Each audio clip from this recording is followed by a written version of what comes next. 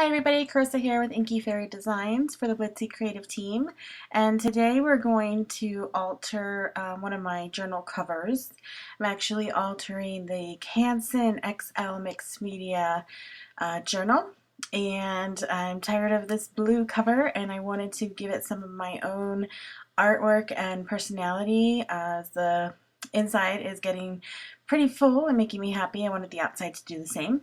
So I pulled out these Delta Creative Ceramcoat, I think that's how you pronounce it. They're acrylic paints, and I haven't ever used them before, so I thought I would go ahead and play with these today. Got 4 different colors in the same kind of color family, so that they will all work and blend together. I'll have the actual colors listed below in the description. This journal cover was really inspired by this new Donna Downey signature stencil. This one is called Artist Soul, and I love her quotes so much.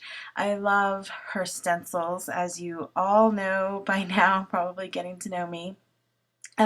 So yeah, this is kind of the inspiration for the front of my cover. I wanted to have that quote on there.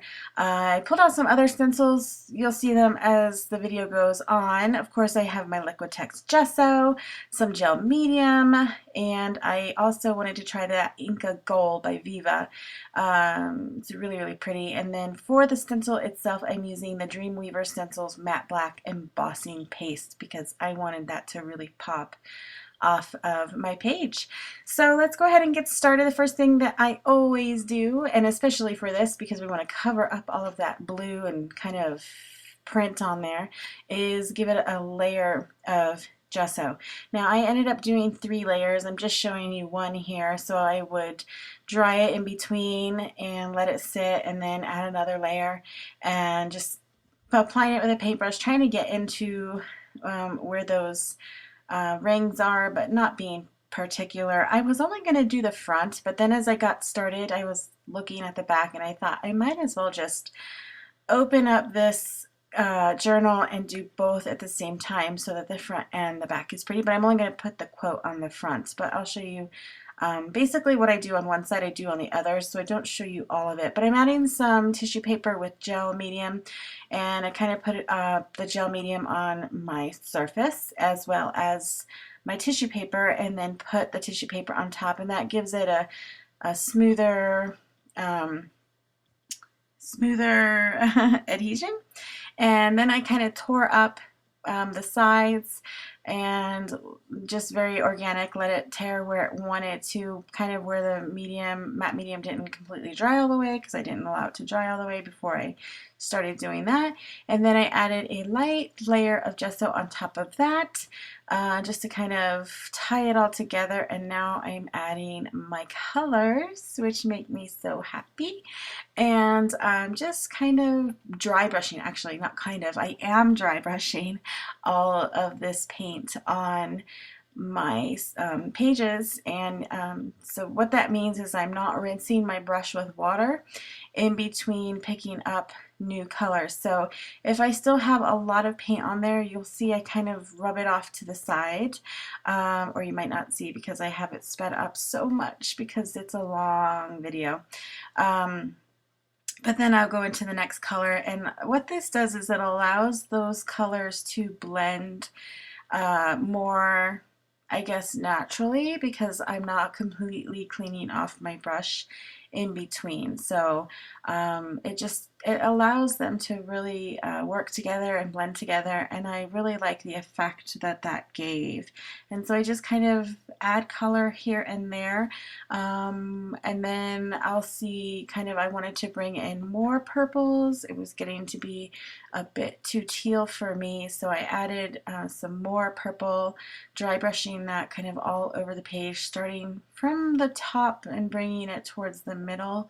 And then I really liked, I think it's the Mermaid Blue, this color, and I really like that color with the purple, and so I kind of brought that one more from the bottom and up, and just dry brushing so you can see all of that texture from the tissue paper as well as the brush strokes, which is the look that I was going for on this cover.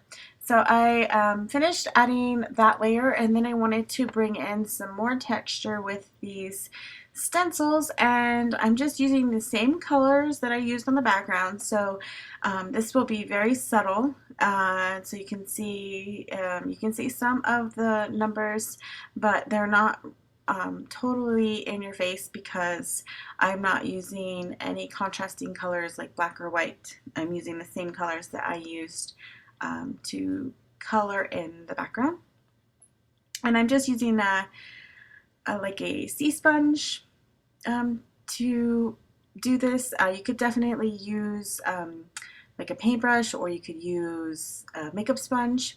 And then I realized at this point that I completely lost all of the text and everything from the tissue paper with all of my colors and layers, and so I wanted to bring some of that back in, so I just pulled out a stamp that had some text on it, and now I'm going in and adding some letters with that same sponge and just the same colors, because then I thought that the black was too contrasting and too stark. So yeah, when I'm working, and even when you're working, you just have to keep going until you're happy with it, and you'll know when you reach that point.